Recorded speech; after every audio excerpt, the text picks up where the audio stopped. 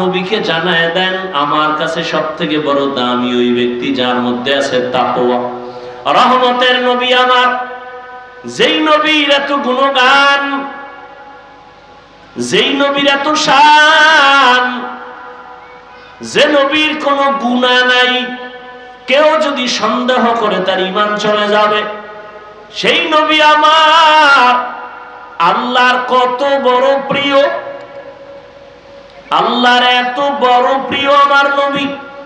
মূসা নবী আল্লাহর প্রিয় বন্ধু, ঈসা নবী আল্লাহর প্রিয় বন্ধু, মূসা নবী, ইব্রাহিম নবী, ইসমাইল নবী, দাউদ নবী, ইউসুফ নবী, নূহ নবী, সব নবী আল্লাহর প্রিয় বন্ধু। মুহাম্মদ আল্লাহর প্রিয় বন্ধু। তবে ব্যবধান, আল্লাহ পাক মহব্বতের এক পর্যায়ে গিয়া নবীদেরকে এক একটা টাইটেল দিবেন। মূসাকে আল্লাহ টাইটেল দিলেন কালিমুল্লাহ, ইব্রাহিমকে দিলেন খলিলুল্লাহ, দাউদ নবীরে খলিফাতুল্লাহ, আদমকে সফিউল্লাহ, ইসমাইলকে জবিহুল্লাহ। যাকে যা দিছেন, কিন্তু হাবিবুল্লাহ কাউকে দেন নাই।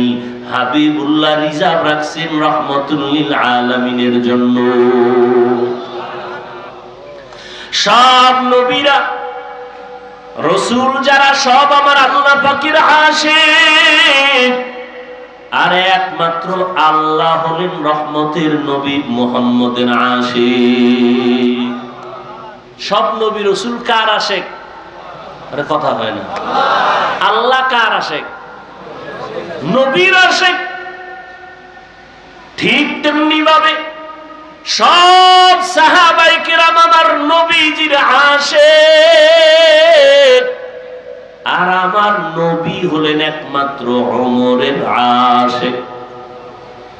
এবার এর অধীন শিক্ষক ছাত্রের দায়িত্বশীল, প্রত্যেক ইমাম, খতিব, মসজিদের মুসল্লিদের দায়িত্বশীল, একজন ওয়ার্ডের মেম্বার, কমিশনার, ওয়ার্ডের মানুষের দায়িত্বশীল, ইউনিয়নের চেয়ারম্যান, উপজেলা চেয়ারম্যান, ওই অঞ্চলের ভোটারদের দায়িত্বশীল, এমপি তার আসনের দায়িত্বশীল, সরকার গোটা দেশবাসীর দায়িত্বশীল, উলামায়ে আহলে হক গোটা উম্মতের দায়িত্বশীল। আল্লাহর নবী বলেন দায়িত্বশীলরা রেডি হও, আল্লাহর কাছে দায়িত্বের কারণে জবাবদিহিতার কাঠগড়ায় দাঁড়াতে হবে। এখন মা বাবা সব সময় চিন্তা করতে হবে সন্তানের দায়িত্ব পালন করছেন কিনা, স্বামীকে চিন্তা করতে হবে স্ত্রীর দায়িত্ব পালন করছেন কিনা। কিয়ামতের দিন আল্লাহ পাক কড়ায় গন্ডায় হিসাব নেবেন, হিসাব নিয়ে এরপরে আল্লাহ ফয়সালা দিবেন। আল্লাহ চাইলে সব পারেন, তারপরও সাক্ষী পেশ করবেন সত্য আর মিথ্যার পক্ষে বিপক্ষে। একটা বিচারের ফয়সালাও আল্লাহ সাক্ষী ছাড়া দিবেন না, সাক্ষীও একটা হবে না। জমিনকে আল্লাহ সাক্ষী বানাবেন, অঙ্গ প্রত্যঙ্গকে আল্লাহ সাক্ষী বানাবেন, আমল নামাকে সাক্ষী বানাবেন, ফেরেশতাকে সাক্ষী বানাবেন। এগুলোর সাক্ষী নিয়া এরপরে আল্লাহ বিচারের ফয়সালা দিবেন। অতএব দায়িত্ব পালন করার দরকার। কতটুকু দায়িত্ব পালন করতে পেরেছি? সন্তান হযরত ওমরে ফারুক রাদিয়াল্লাহু তাআলা আনহুর দরবারে বাবার বিরুদ্ধে বিচার দিলেন। বাবা না, সন্তানের বিরুদ্ধে বিচার দিল বাবা। ওমরে ফারুক রাদিয়াল্লাহু তাআলা আনহু সন্তানকে তলব করলেন যে আপনি যেই সন্তানের বিরুদ্ধে বিচার দায়ের করলেন সন্তানকে হাজির করেন। সন্তান আসলো, এই সন্তান তুমি তোমার বাবার হক আদায় করো না কেন? সন্তান বললেন, খলিফাতুল মুসলিমিন, বাবার পক্ষ থেকে কি সন্তানের উপরে কোনো দায়িত্ব আছে? ওমরে ফারুক বললেন, হ্যাঁ আছে। বাবা পালন না করলে অসুবিধা বলে আছে? তা আমার বাবা তো কোনো দায়িত্ব আদায় করে নেন। প্রথম আমার মা আনতেছিল ঘরের মধ্যে, ভালো ভালো মা ঘরে আনে নাই। দ্বিতীয় আমাকে দুনিয়াতে আল্লাহ পাঠিয়েছেন, প্রথম কি হক ছিল? বলে একটা সুন্দর নাম রাখবে। বলে না, আমার নাম সুন্দর রাখে নাই, জউল নাম রাখছে।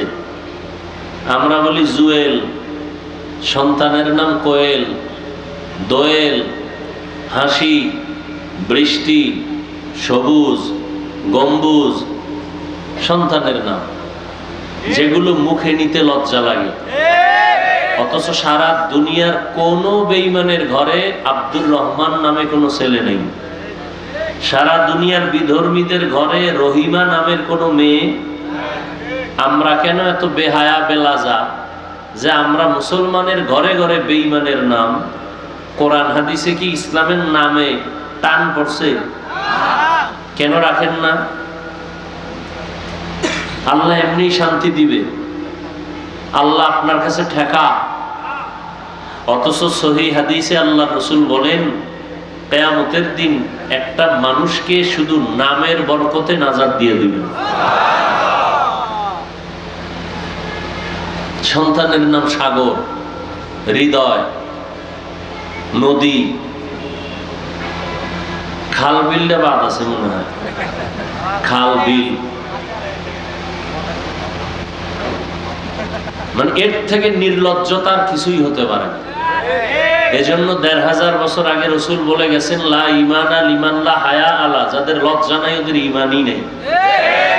এগুলো কেন হচ্ছে? শুধু লজ্জা নাই। আগের দিন, আগে বলতে কি ৫০ বছর আগে আমরা দেখছি, আমাদের বয়স আর কত, বাচ্চা হলে মুরব্বীরা আলেমের কাছে যাইতেন, হুজুর একটু খেজুর চিবাইয়া দেন, মিষ্টি চিবাইয়া দেন, আর বাচ্চার একটা নাম রেখে দেন। এনার হুজুর টুজুর লাগে না, মোবাইল খুইলা গুগলে ঢুকছে, হ্যাঁ গিয়ে নাম দেখে, সন্তানের নাম আছে সব লাইন দেওয়া, সবুজ, পুতুল, হ্যাঁ সেন্টু, আরো কত কিছু আছে, বাচ্চাগুলো রেখে দিছে। আর কেউ কেউ চালাক আছে, ওরা ভালো একটা নাম রাখে ঠিক, কিন্তু ওটা ডাকে না।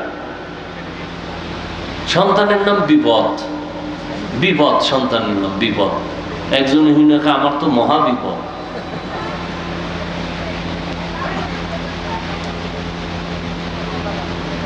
এরপরও বাংলাদেশে কিছুটা এই ওয়াজ মাহফিল থাকাতে আছে, নাইলেও থাকতো না।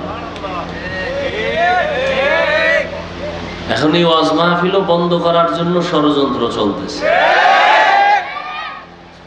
কোরআনের আওয়াজের সাউন্ড কমাও, বহু বন্ধু আছে।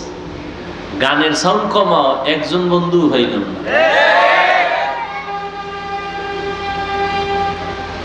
এই জন্য কাকে আপনি দোষ দিবেন? সব আওয়ামদের উপরে দোষটা চাপাই দিলে হবে না, নিজের ঘরেও কিছু দোষ নেওয়া দরকার,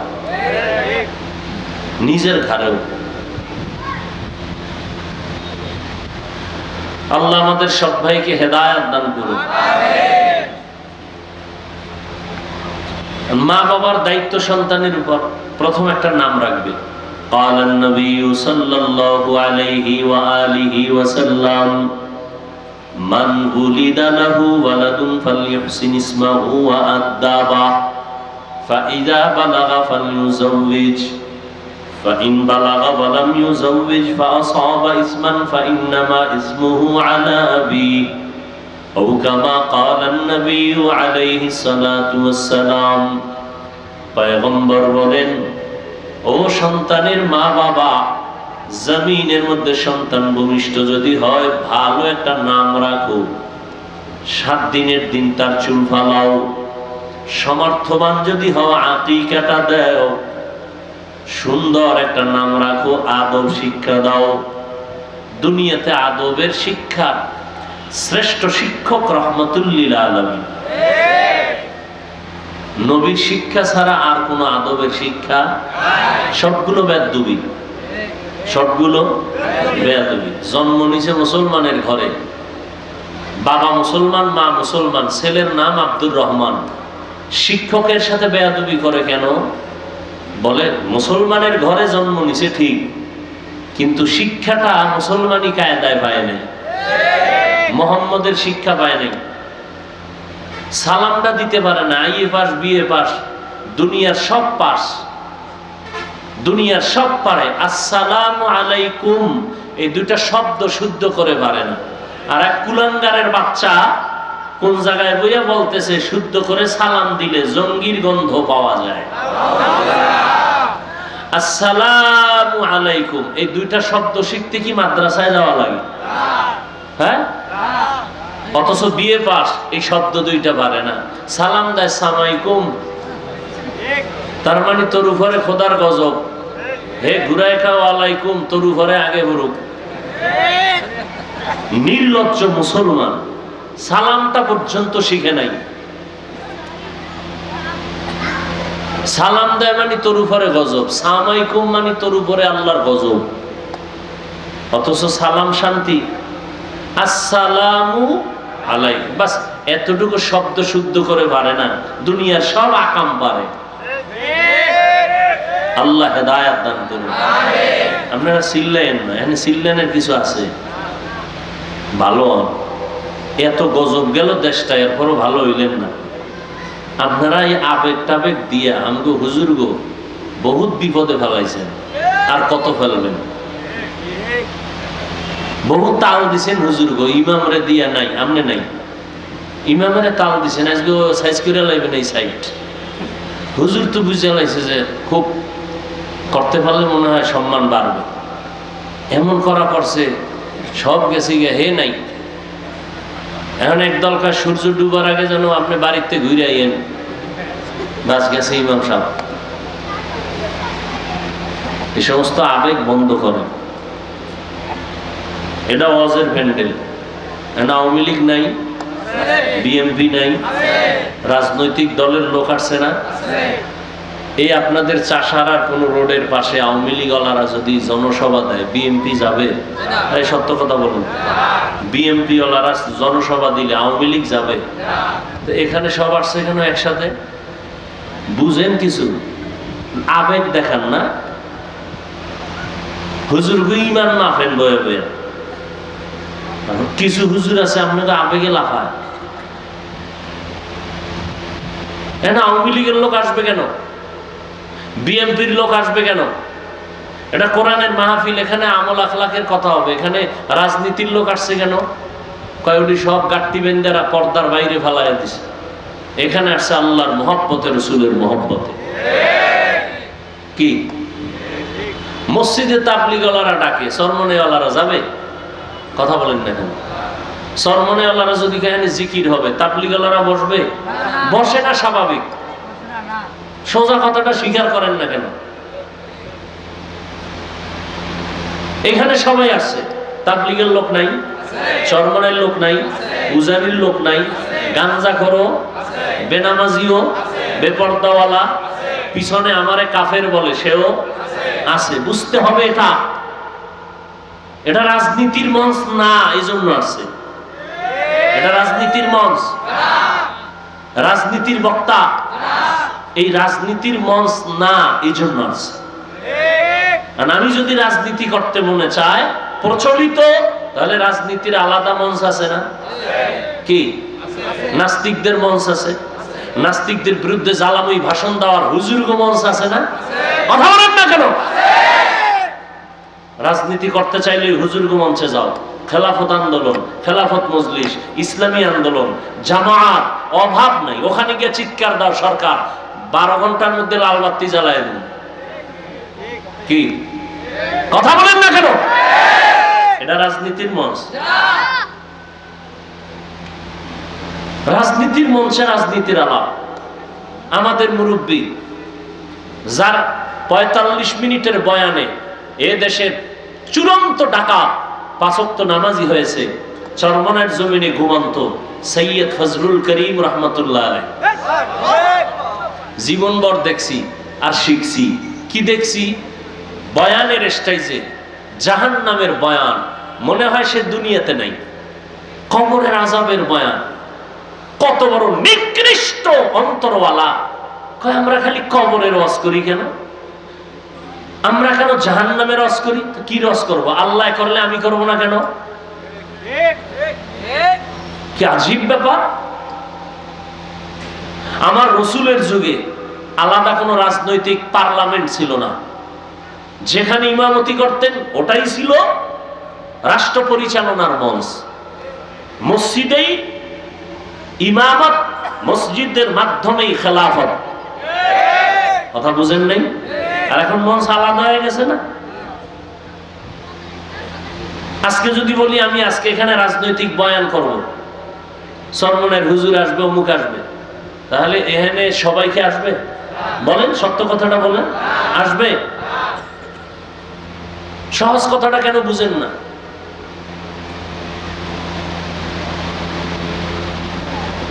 আবার যখন সরমনের হুজুরে পল্টনে বক্তব্য দিতেন, মনে হয় সে দুনিয়ার জগৎ সম্পর্কে শিক্ষক, কবর জগৎ, আখেরাত সম্পর্কে তার কোনো চিন্তাই নেই। সে এখন রাজনীতি মানুষকে শিখাইতেছে, মনে হয় রাজনীতির শিক্ষক হয়ে মানুষকে রাজনীতি শিখায়।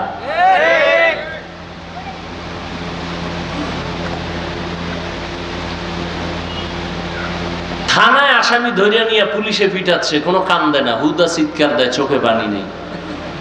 আর ওয়াজের প্যান্ডেলে একজন আল্লাহওয়ালা বয়ান করতেছেন, 200 হাত দূরে বসে একটা যুবক চিৎকার করতেছে, কাঁদতেছে, ওরে মারলো কে?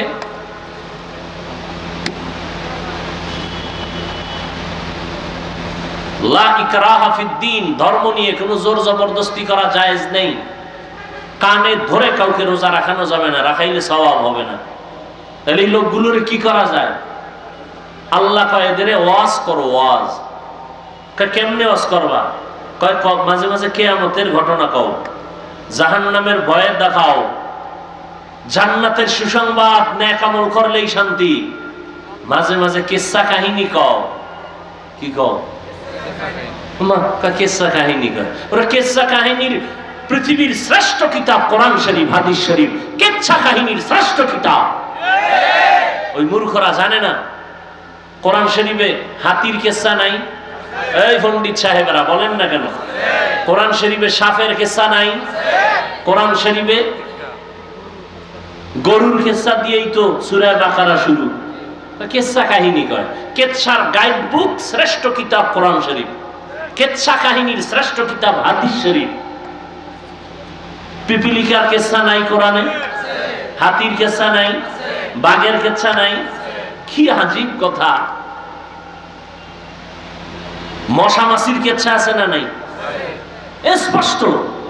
সূরা আনকাবুত, সূরা নামল পিপিলিকার সূরা, সূরা ফিল হাতির সূরা। এই সব ভেজালের মূল। আমি তো মাঝে মাঝে কই যেন জলে এক দলে। আমি যে বলি বেঈমান নিয়ে টেনশন নাই, টেনশন হলো ইসলামের ব্যানারওয়ালা মুনাফিক নিয়া। ভেজাইলে হইলো মুনাফিকেরা। চাপাবাজি করে আমরা ইসলাম চাই। তোমার দাড়ি নেই কেন? ইসলাম চাই। মাথায় টুপি নেই কেন? ইসলাম চাই। মদিনার পোশাক নাই কেন? চাপাবাজি করে আমরা ইসলাম চাই। ইসলাম চায় না, ইসলামের নাম ব্যবহার করে ক্ষমতার চেয়ার চায়।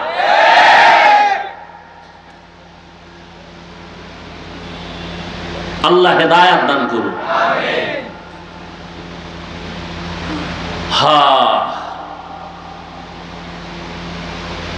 আজকে সারা দেশের মধ্যে হাজারো লাখো মানুষ দ্বীনের পথে তাবলীগের কারণে। কি ঠিক না? রহমতের নবী, কত নরম প্রকৃতির নবী, রহমাতুল লিল আলামিন। আল্লাহ কয় ওয়াল আসরি ইন্নাল ইনসানা লাফি খুসর, আসরের শপথ, সব মানুষ জাহান্নামী। কিন্তু নামের ব্রেক লাগাইছেন পরে। নবী কি কয়? কুল্লু উম্মতি ইয়াদখুলুনাল জান্নাতা, সব উম্মতেরা জান্নাতি। পরে গিয়ে কয় কিন্তু আল্লাহ কয় আগে সব কি? কথা বল, সব জাহান্নামী। কিন্তু লাগায় কয় না, 4 গুণালারা জান্নাতি। আর নবী আগেই কয় সব জান্নাতি। রহমতের নবীর রহমতের আওয়াজ। কিন্তু যারা আমি মুহাম্মদের মানে না তারা না। যারা মুহাম্মদের মানে না তারা না। সাহাবায়ে কেরাম কয় রাসূলুল্লাহ আপনারা মানে না কারা? আবার ওদিক গেলে আর এক ঝামেলা।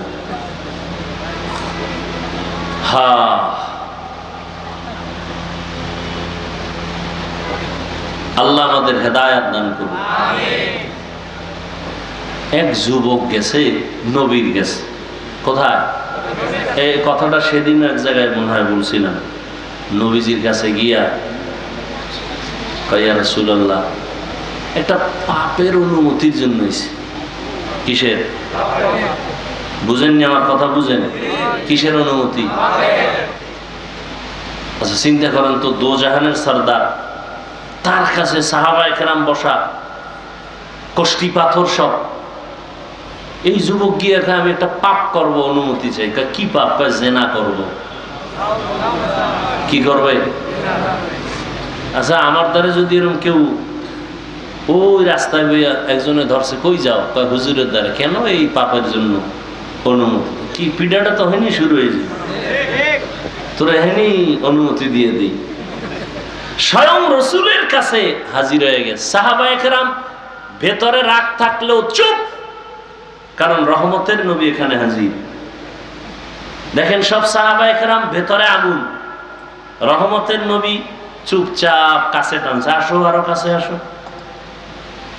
নবী এসে এবার কাছে, মাথায় হাত দিয়া, গলায় হাত দিয়া, একটা মহাব্বতের আলিঙ্গন দিয়ে এবার কয়, তুমি জিনা করবা? কহ কার সাথে? তোমার বোনের সাথে?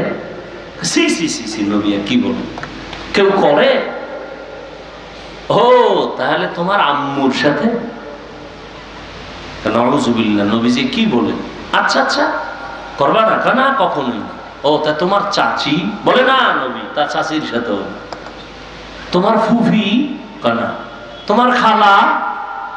এভাবে নবী কয়েকজনের নাম টাম কইয়া এবার তুই কাল্লামি করবি কোন একটা মেয়ের সাথে? বলে হ্যাঁ। সেই মেয়েটাও তো কারো না কারো বোন, কারো না কারো মাও হতে পারে। রহমতের নবীর নরম কথা ভিতরে ঢুকে গেছে। যুবক ইয়া রাসূলুল্লাহ মাফ করে দেন, তওবা করায় দেন, জিন্দেগিতে আর এই গুনার কাছেও যাব না।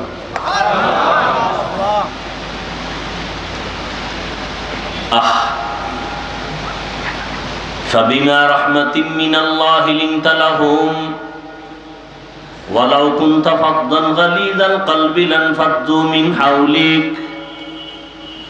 ও নবী, আপনার অন্তর খুব নরম। যদি কঠোর হইতো তাহলে সব ভেঙে যাইতো, ভেঙে। কিন্তু নরম, এতটাই নরম যে আপনার কথা শুনে দুশ্মনও বন্ধু হয়ে যায়। লা তামুদ্দান্না আইনাইকা ইলা মা মাত্তা'না বিহি আজওয়াজাম মিনহুম ওয়া লা তাহজান আলাইহিম ওয়াখফিজ জানাহাকা লিল মুমিনিন। নবীরে কয় আপনি মুমিনদের বেলায় ডানা মেইলা বিছায় দেন, ডানা বিছায় দেন, সবাই যেন আইসা জায়গা পায়,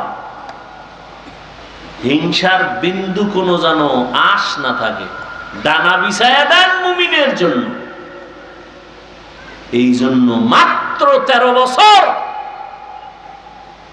পৃথিবীর নিকৃষ্ট জাতি মক্কার মানুষ, ইতিহাসের পৃষ্ঠায় নিকৃষ্ট মানুষ মক্কার মানুষ, চূড়ান্ত লম্পট আর চরিত্রহীন এই মানুষগুলোকে মাত্র 13 বছরে এতটাই দামি বানাইলেন যে আল্লাহ লিস্টি দিয়া জিব্রাইলকে কয়, রসুলকে বলো এই লিস্টিতে যাদের নাম আছে এরা বিনা হিসাবে জান্নাতি। কয় বছরের ব্যবধান? মাত্র 13 বছর। রহমতের নবীর আদর্শ আচরণ, জীবনে কোনোদিন গালি দেন নাই, হাজারো গালি শুনছেন, কোনোদিন জবাব দেন নাই, চোখ তুলে কোনোদিন কারো সাথে গরম চোখে তাকান নাই। ইনি হলেন রহমতের নবী। মাত্র 13 বছরে পুরা মক্কা নগরী ফুলের বাগান হয়ে গেল। আবু বকরের মতো বান্দা, ওমরের মতো বান্দা।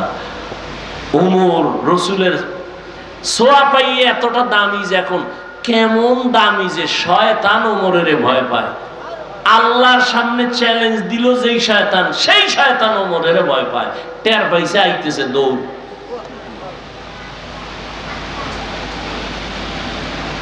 নবী কি কয়? কয় শয়তান আমারও ধোকা দেয় না, আমার দ্বারা আমি কালেমা পড়ায় ফেলাইছি।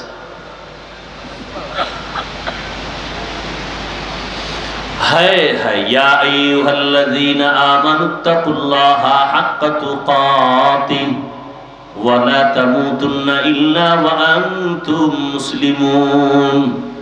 আমি মাঝে মাঝে মিডিয়া এক সময় পুরো বন্ধ করে দিছি, আবার এই এক সপ্তাহ ধরে ভাবতেছি আবার সব বন্ধ করে দেবো কিনা, চিন্তায় আছি, বড় টেনশনে আছি। আমার এটি দরকার না, ওরা যদি একটু কইরা উন্মতের ফায়দা হয়তো করবে, তো ওদের করতে গিয়ে যদি আলেমদের বদনাম হয় তাহলে এই সুযোগটা আমরা হুঁশ থাকতে দিতে পারি না। আলেমের সম্মান যাতে ঠিক থাকে সেই ক্ষেত্রে ওই কন্টেন্ট বানাইয়া কোনো বক্তব্য পেশ করা, জাতির সামনে বয়ান করি 1 ঘন্টা 1.5 ঘন্টা, পুরাটা না চাইরা 5 মিনিট, এগুলোর দ্বারা আলেমদের এ পর্যন্ত বেশি ভালো হয় না, ক্ষতি ছাড়া। এগুলো যদি দেখি আবার ওরা শুরু করে তা আমি বন্ধ করে দিব, দরকার নেই। সম্মান দেওয়ার মালিক কে? ইজ্জতের মালিক কে? এই জন্য চিন্তায় আছি আবারও কি বন্ধ করবো কিনা। আমি বলে দিছি সবগুলোর যে পুরো বয়ান ছাড়ো, যে কোনো আলেমের বয়ান শুরু থেকে শেষ পর্যন্ত ছাড়ো। আরে বেটা, রিজিক দেওয়ার মালিক কে? তো তুই যদি কও আমার 5 লাখ টাকা কামাই করলে আমি শান্তিতে থাকতে পারবো, কোটিপতিরা সব শান্তিতে থাকতো না? একজনও শান্তিতে আছে না। শান্তি তো আল্লাহর হাতে, টাকার হাতে না। টাকার হাতে হইলে তো আমাদের যারা হুজুরেরা 5-10 হাজার টাকায় কাজ করে মাদ্রাসায়, এরা তো সব না খায় মরতো। মূল শান্তি তো আল্লাহর কাছে। আল্লাহ শান্তি দিলে 5 টাকায়ও দিতে পারেন, আর শান্তি না থাকলে কোটি টাকায়ও থাকে না। এই জিনিসটা অন্তরে ঢুকাও। বয়ান শুনো না, বয়ে বয়ে আলেমদের বয়ান শুনো, নিজেও বয়ান শুনো, তওবা করো। খানা যে নিজের মধ্যে দাও, টাকাটা নিয়ে নিজের পেটে ঢুকাও, মাইয়া পোলারে খাওয়াবা, মায়েরে খাওয়াবা, হালাল করে খাওয়াও। কোন আলেমের বরদোয়া নিও না, খবরদার। বরদোয়া মোনাজাত দিয়ে করা লাগে না, দিল থেকে বরদোয়া চলে আসে। আর মানুষের বরদোয়া বড় মারাত্মক। আমার বয়ান সহ কোন ওলামায়ে কেরামের বয়ান কাট করে আলাদা আলাদা বয়ান করছি। আমি কোনো একটা বিষয়ে কথা বলছি, সেখানে আমার সাথে এক মহিলার ছবি বা কোনো এমপির ছবি, এমপি মহিলা হোক বা কোনো লাইনের, এই ছবিটারে এক করে একসাথে দিয়া, এগুলো সারা, এগুলো কবিরা গুনাহ না? এটা সওয়াব না গুনাহ? কেন করো তোমরা এই গুনার কাজ? দেখো, হালাল পটটাকে তোমাদের চালাকির কারণে হারাম হয়ে যাইতেছে। পটটা হালাল তুমি করে নিলেই হয়, একটু চালাকি করছো, এখন তোমার জন্য এটা হারাম হয়ে গেল। আর এই হারাম টাকা তোমার মাইয়া বলারে খাওয়াও, তোমার লজ্জা করে না? মানুষের কি বয়ান করো? হালাল রাস্তাটাকে তুমি চালাকি করে হারাম বানাইতেছো। তোমার মধ্যে জাহান্নামের ভয় নাই, মরণের ভয় নাই। তুমি চিন্তা করবা যে আমি সওয়াবের নিয়তে করি, উম্মত আলেমদের বয়ান শুনবে, দিনের পথে আসবে। এতে যদি 5 টাকা হয়, ওই 5 টাকা আল্লাহ 5 লাখ টাকার বরকত দিবে। এই বিশ্বাস নিয়ে কাজ করো। এই অনেকের দাড়ি নেই, আমি সামনে থেকে এই চিন্তাই সব চিন্তা করে এই চিন্তা করতে বাদ দিয়ে দিব। সব নামাজ ঠিক মতো পড়ে না। আমি তো একটা কিছু লাইন করছিলাম যে হেডিও আমার কথা হলে না, সব বাদ দিয়ে দিব। নামাজ নেই, খালি ধান্দা করে থাকো, তো নামাজ টামাজ না পড়লে জবকে দিন। আল্লাহ একটা রাস্তা খুলে দিছে, রিজিকের মালিক কে? আল্লাহ রাস্তা খুলে দিছে, এটাকে আল্লাহর মহব্বত নিয়ে কাজ করো। এই রাস্তা তো আছে, তুমি কেন এটাকে বন্ধ করে তুমি মন মতো নামাজ নাই, মা বাবার খেদমত নাই, ওলামায়ে কেরামদের বরদোয়া নিয়ে চললে তো তোমার জিন্দেগি বরবাদ। তোমার ভবিষ্যৎ প্রজন্ম, সন্তান, তোমার পরিবার সব ধ্বংস করে গেল, তুমি একা। আল্লাহ হেদায়েত দান করুন। আমার বয়ান যারা কাট করে ছাড়ে, আমি সবাইকেই বলি, সবার ওলামায়ে কেরামের পুরা বয়ান দিবা। এরপরে যদি কাট করে ছাড়ে, এটি একেবারে ভালো করে তদন্ত করে দিবা, ওরে সবার সামনে এখান থেকে উঠে দিবা। এরপরে যদি না, তো তবু সবটির বিদায় সালাম। আর আমার রেকর্ড দরকার নেই। এমনি ভয় লাগতেছে বাংলাদেশে ওয়াজমাজ থাকবে না। ওই বিদেশে গেলে এরকম এই ছোট্ট হল রুমে তাও মাইক ওই বক্স দিয়ে ওয়াজ করায়। আমগো কারণে এই ফাইজলামির কারণে চালাকির কারণে এই ওয়াজ বন্ধ হয়ে যায়। এজন্য সরকার দায়ী না, বেঈমান দায়ী না, মুনাফিকেরা দায়ী, মুনাফিক দায়ী।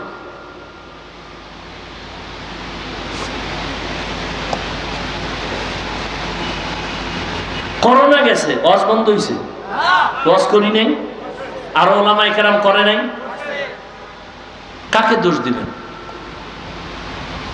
আমি এনে ওয়াজ করবো, মানুষ দিনের কথা শুনবে, আমি উঠাই উল্টা পাল্টা শুরু করলাম। কোন নায়িকা কি করছে, কোন নায়ক কি করছে, এইটা এখানে বলার জিনিস নেই। মানুষের কাছে মোবাইল আছে, কি হইতেছে না হইতেছে মানুষ দেখতেছে না। আমি বক্তা, মানুষ আসছে একটা ভক্তি নিয়ে। সেদিন এক জায়গায় গেছি, হুজুর অমুক বক্তা দাওয়াত দিয়ে আমাকে এলাকায় নিষেধ। কে? ওর বয়ান তো খারাপ না। কয় না, পাবলিক তো বড় কঠিন। কি হয়েছে? কয় স্টেজে ওঠার আগে গেছে বাথরুমে, তো অজু না করে ওয়াজ শুরু করছে। যারা একটু মোটামুটি নামাজ, এরা কইছে জীবনে আর অজি শুনুন না। সাধারণ মানুষ কতটা ভক্তি করে আলেমকে। পজিটিভ নেন, নেগেটিভ নেন কেন? সাধারণ মানুষ আমাদেরকে কতটা মহব্বত করে। এই মহব্বতটা কি টাকা দিয়ে হয়? আল্লাহ অন্তরে ঢুকাই দিয়েছেন কোরআনের বরকতে। ওইটা নায়িকা কি করছে, অমুকে কি করছে।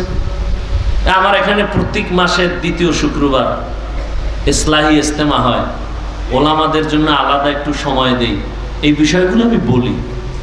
বয়ানকে আরো সংযোজন করা দরকার, সংযত হওয়া দরকার, মার্জিত ভাষায়। এখন আর কোনো গোয়েন্দা টোয়েন্দা লাগে না। সেদিন গেছি এক জায়গায় ওয়াজ করতেই দেবে না আমার ভিন্ন পার্টি, যারা আমাকে কাফের কইলে খুব খুশি। হ্যাঁ না, পরে কইলাম ভাই কাফের টাফের বলা বাদ দাও। কিছুদিনের মধ্যে আমাদের সব আলেম এক স্টেজে চলে আসবে ইনশাআল্লাহ। আপনারা সাধারণ মানুষ কিলাকিলি করে লাভ কি? ওলামাদের মধ্যে দূরত্ব কিন্তু কমতেছে, খেয়াল করছেন কেউ? কোনো হুশই নেই। ওলামায়ে কেরামদের মাঝে দূরত্ব কমতেছে আগের তুলনায়। এরপর কোন আলেম এখন মন গড়া বয়ান করিয়া কেউ ধরা লাগবে না, সার নাই, একটু উল্টা পাল্টা কইছি, পরের 2-3 দিন ভরা আবার লাইবে ভুল হয়ে গেছে। যুগটা কেমন যুগ দেখছেন নি? এখন আর কেউ ধরার দরকার নাই, নিজেই ধরা। অতএব সবাই এক হওয়ার চেষ্টা করেন। আজকে বাংলাদেশে মসজিদ বেশি না কম?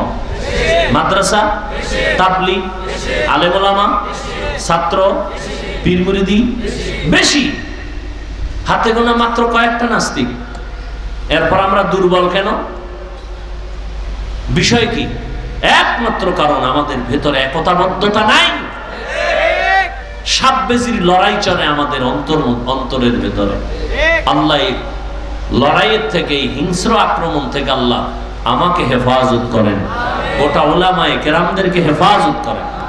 এক মঞ্চে, এক মনে, এক ধ্যানে, ইখলাসের সাথে দ্বীনের কাজ করার সবাইকে তৌফিক আল্লাহ দান করেন।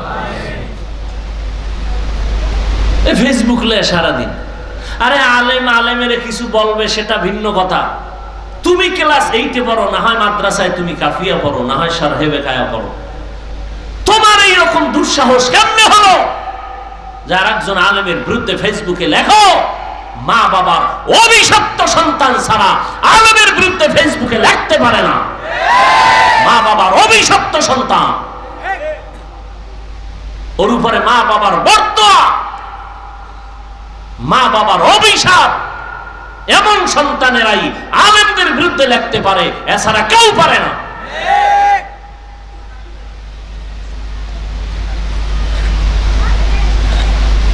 আল্লাহ হেদায়াত দান করুন। আল্লাহ আমাকে হেদায়াত দান করুন, আপনাদেরকেও হেদায়াত দান করুন। আল্লাহ পাক মুমিনকে বললেন, ও মুমিন, আমি আল্লাহ তোমাদেরকে বিনা হিসাবে জান্নাত দিতে চাই। আমরা চাইনি? চাইনি? হিসাব দিয়া না হিসাব ছাড়া? আল্লাহ বলেন তাহলে কাজ করা লাগবে দুইটা। এক নাম্বার, আমাকে ভয় করো। ভয় করার মতো বলে কেমনে? হক আদায় করে। এই আয়াত যখন অবতীর্ণ হয়, সাহাবায়ে কেরাম বেকারার হয়ে গেলেন। ইয়া রাসূলুল্লাহ, আল্লাহ কত বড়, তার হক আমরা বান্দা কিভাবে আদায় করব? এটা অসম্ভব। নবীও চিন্তায় পড়ে গেলেন। আল্লাহ রাব্বুল আলামিন জিব্রাইলকে পাঠাইলেন আয়াত নিয়ে। ও জিব্রাইল, নবীকে সান্ত্বনার বাণী শুনাইয়া দাও। ইত্তাকিল্লাহা মাস্তাতা'তুম, আল্লাহকে ভয় করো সাধ্য মতো। হক আদায় করে ভয় করার প্রয়োজন নাই, সাধ্য মতো আল্লাহকে ভয় করো। সাহাবায়ে কেরাম আশ্বস্ত হলেন, হ্যাঁ, সাধ্য মতো আল্লাহকে ভয় করাটা সম্ভব। আল্লাহর হক আদায় করে কারো দ্বারা ভয় করাটা সম্ভব না। এই ভয়ের নাম তাকওয়া। যিনি আল্লাহকে ভয় করবেন তার নাম মুত্তাকি। ভয়টা থাকার জায়গার নাম হলো অন্তর। তবে এটা চিরসত্য, এই ভয় তাকওয়া জন্মগতভাবে কেউ নিয়ে আসেন, এটা অর্জন করতে হয়। এজন্য আল্লাহ বলেন, এইটা অর্জন করার জন্য কোরআনে বারবার তাকিদ দিলেন, কারণ এটা এমন একটা পুঁজির নাম, আল্লাহর কাছে সর্বোচ্চ সম্মানিত হওয়ার জন্য যত রাস্তা আছে সর্বশ্রেষ্ঠ রাস্তা হলো তাকওয়া। ইন্না আকরামাকুম ইনদাল্লাহি আতকাকুম। আল্লাহ পাক নবীকে জানায় দেন, আমার কাছে সবথেকে বড় দামি ওই ব্যক্তি যার মধ্যে আছে তাকওয়া। রহমতের নবী আমার, যেই নবীর এত গুণগান, যেই নবীর এত শান, যে নবীর কোনো গুনাহ নাই, কেউ যদি সন্দেহ করে তার ঈমান চলে যাবে। সেই নবী আমার আল্লাহর কত বড় প্রিয়, আল্লাহর এত বড় প্রিয় আমার নবী। মূসা নবী আল্লাহর প্রিয় বন্ধু, ঈসা নবী আল্লাহর প্রিয় বন্ধু, মূসা নবী, ইব্রাহিম নবী, ইসমাইল নবী, দাউদ নবী, ইউসুফ নবী, নূহ নবী, সব নবী আল্লাহর প্রিয় বন্ধু। মুহাম্মদ আল্লাহর প্রিয় বন্ধু। তবে ব্যবধান, আল্লাহ পাক মহব্বতের এক পর্যায়ে গিয়া নবীদেরকে এক একটা টাইটেল দিবেন। মূসাকে আল্লাহ টাইটেল দিলেন কালিমুল্লাহ, ইব্রাহিমকে দিলেন খলিলুল্লাহ, দাউদ নবীরে খলিফাতুল্লাহ, আদমকে সফিউল্লাহ, ইসমাইলকে জবিহুল্লাহ। যাকে যা দিছেন, কিন্তু হাবিবুল্লাহ কাউকে দেন নাই। হাবিবুল্লাহ রিজার্ভ রাখছেন রাহমাতুল লিল আলামিনের জন্য।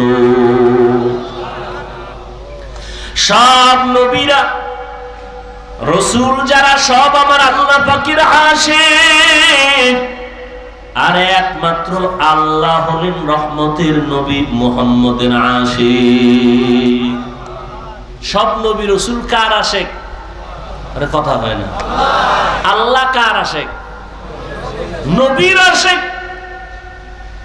ঠিক তেমনি ভাবে সব সাহাবায়ে কেরাম আমার নবীজির আশিক। আর আমার নবী হলেন একমাত্র ওমরের আশিক। এবার বুঝেন ওমরের দাম কত। সেই ওমরের সাথে অনেকে রাগ কইরা 20 রাকাত তারাবি পড়ে না। ওমরের সাথে রাগ করছে, ওমরের মানি না তো কারে মানো? কয় মুহাম্মদের মানি। অতি ভালো ভালো, আল্লাহ হেদায়েত দান করুন।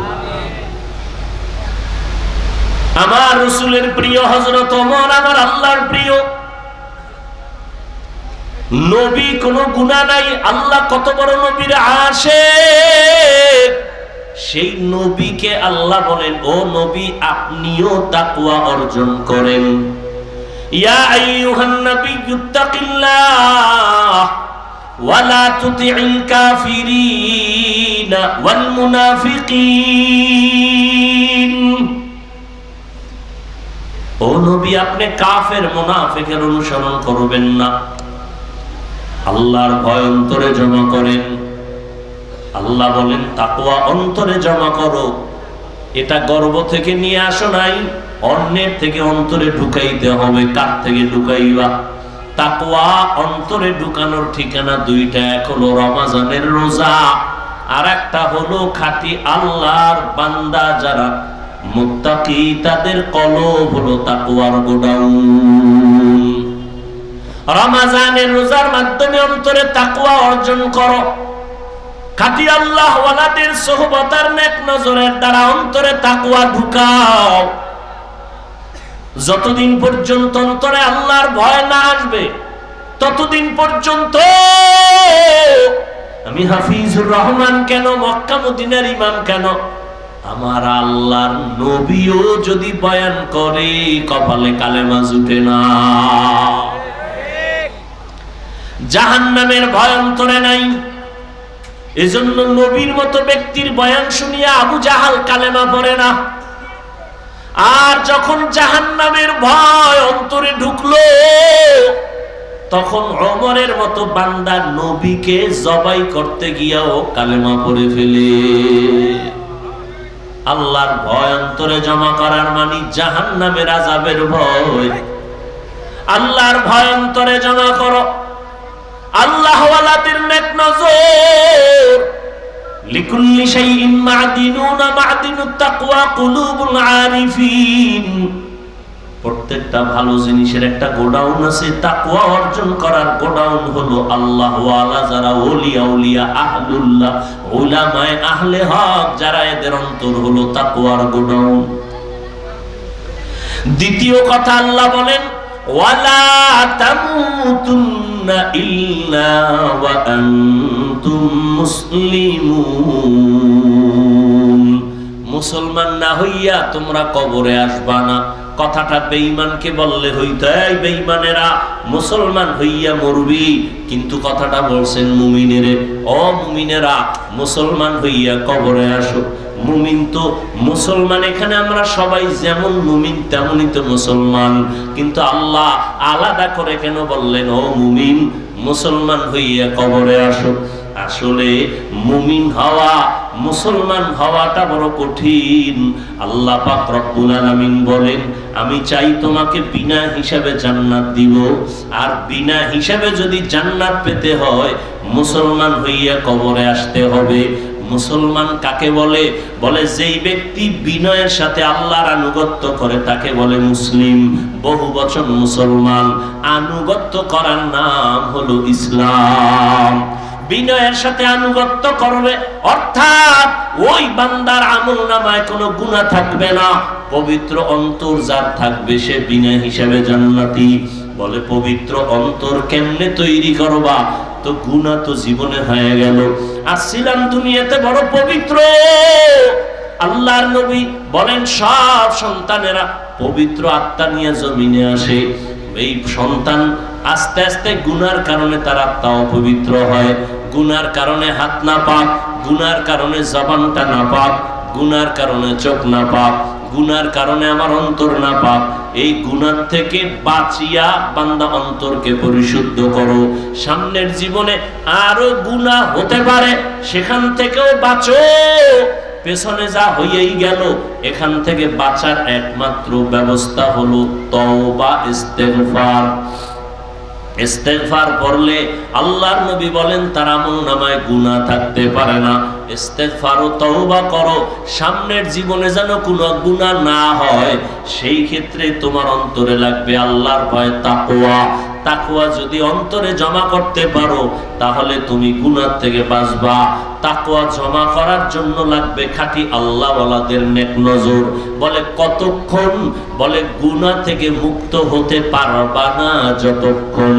এজন্য আল্লাহওয়ালাদের নেক নজর লাগলেই বান্দার পরিবর্তন শুরু হয়ে যায়। কারণ আল্লাহ তাদের স্পেশাল পাওয়ার দান করেন, যেই পাওয়ারটা সাধারণ মানুষকে আল্লাহ দান করেন না। এই জন্য উলামায়ে কেরামের সোহবতে খাঁটি আল্লাহওয়ালাদের সোহবতে গিয়া দেখা যায় কত বেনামাজি নামাজি, কত বেপরদাওয়ালা পর্দা করে, জীবনে আল্লাহকে চিনত না, এখন আল্লাহকে চিনে, নামাজ পড়ে, আজানটা হলেই মসজিদে দৌড়ায় যায়, আল্লাহর কোরআন তেলাওয়াতের জন্য বান্দা পাগল, নিজেও তেলাওয়াত করে, সন্তানটাকেও তেলাওয়াত করার জন্য প্রচেষ্টা চালায়, নিজেও পর্দা করে, স্ত্রীকেও পর্দায় রাখার জন্য পাগল হয়ে যায়, একমাত্র উলামায়ে আহলে হকের সোহবতের কারণেই। আল্লাহ এজন্য অন্য আয়াতে বলেন, ইয়া আইয়ুহাল্লাযীনা আমানুত্তাকুল্লাহ ওয়া কুনু মা'আস সাদিকিন।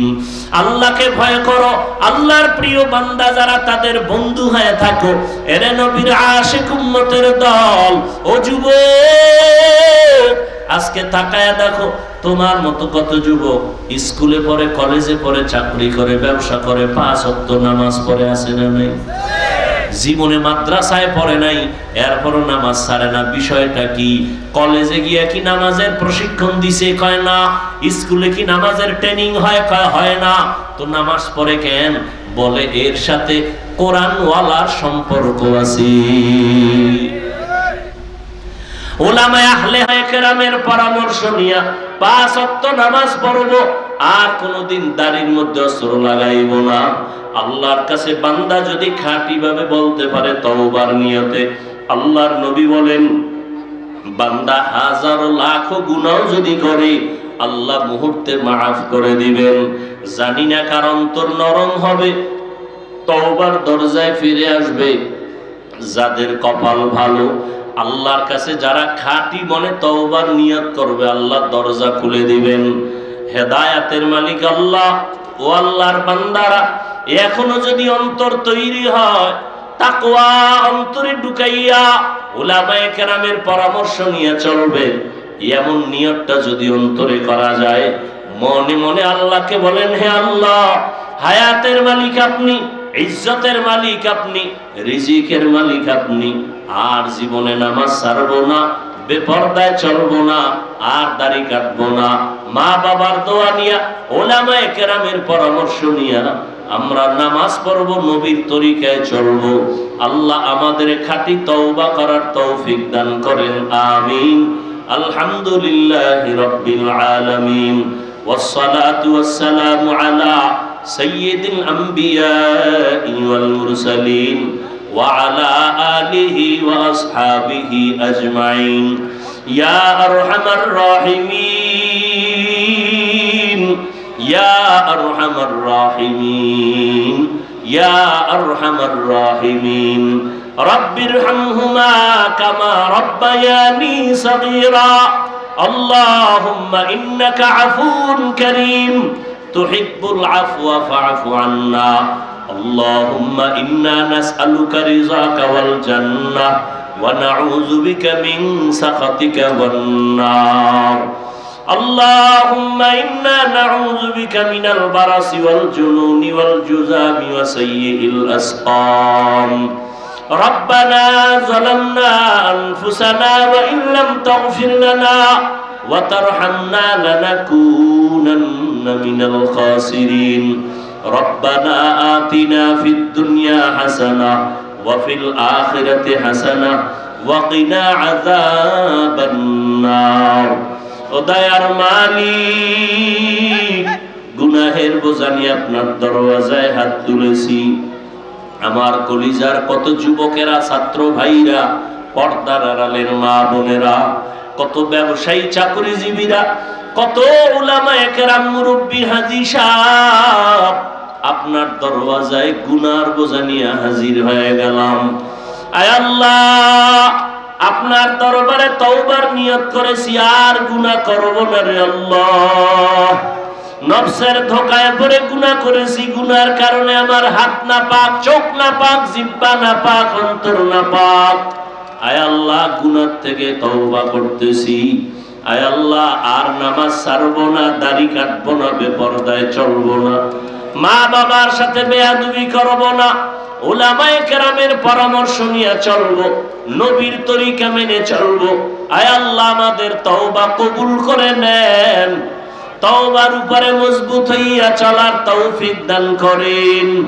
আয়োজনকারী সহযোগিতাকারীদের কবুল করে নেন, এ মাহফিল নাজাতের জরিয়া বানায় দেন।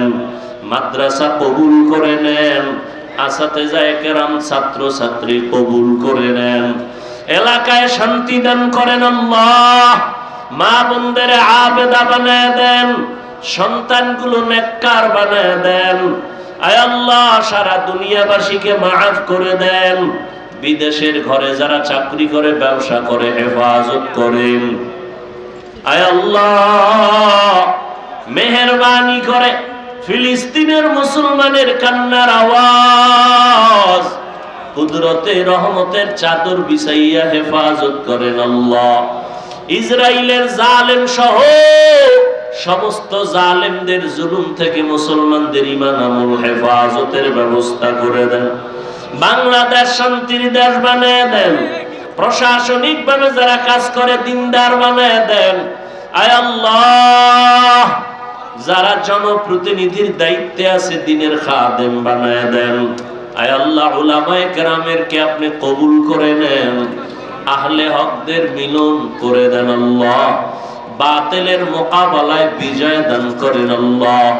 উলামা তোলাবা উম্মতের অন্তরে ইজ্জত মুহাব্বত বাড়ায়া দেন। রিয়া হাসাদ কিবির দূর করে ইখলাস তাকওয়া দান করেন। আয় আল্লাহ, ইলম হিলম হিকমত আমলে বরকত বাড়ায়া দেন। আয় আল্লাহ, সবার কামাই রুজি ব্যবসা চাকরিতে হালাল ভাবে বরকত বাড়ায়া দেন। হারাম থেকে হেফাজত করেন। আয় আল্লাহ, বাতিলের মোকাবেলায় বিজয় দান করেন। ঈমান আমলের শক্তি বাড়ায় দেন। আয় আল্লাহ, মুসলমানদের এক বানায় দেন। ও দয়ার মালিক, আমরা যারা হাত তুলেছি জানি না কার মা নাই, বাবাও নাই, অন্ধকার কবরে আছে, জান্নাতের ফয়সালা করে দেন। যারা বেঁচে আছেন হায়াত বাড়ায় দেন। অসুস্থ যারা সুস্থ করে দেন আল্লাহ। আয় আল্লাহ, সমস্ত আম্বিয়ায়ে কেরাম, সাহাবায়ে কেরাম, শুহাদায়ে কেরাম, আউলিয়ায়ে কেরাম, আসাতিজায়ে কেরামদের মাকাম জান্নাতে বাড়ায় দেন। সুন্নতওয়ালা জিন্দেগি দান করেন। নবীজির রওজা মুবারক বাইতুল্লাহ জিয়ারতের ব্যবস্থা করে দেন। আয় আল্লাহ, চলার পথে ইজ্জতের সাথে হেফাজত করেন। মুখালিফের মুআফিক বানান।